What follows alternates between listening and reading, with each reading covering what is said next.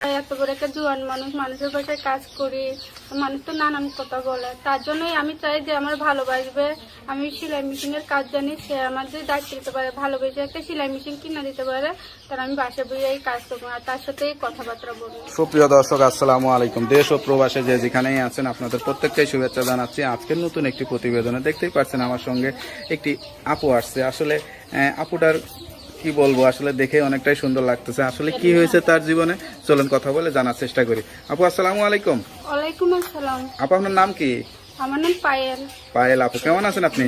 আলহামদুলিল্লাহ ভালো আছি। কি হয়েছে আপনার জীবনে, কি বলতে চান আসলে? আমার জীবনে কি হয়েছে, অনেক ছোট থাকতে বাবা মারা গেছে, এখন অসুস্থ আম্মু আছে, এখন আমি মানুষের পাশে কাজ করি, কোনো মতন সংসার চলে। আমি চাই একটা সুন্দর একটা মনের মানুষ, যদি বুড়ো হোক আর জোয়ান হোক, সে যদি আমার ভালোবেসে দায়িত্ব নিতে পারে, আমার পাশে দাঁড়াইতে পারে, তাহলে আমি তার কাছেই বিয়ে শাদী করবো।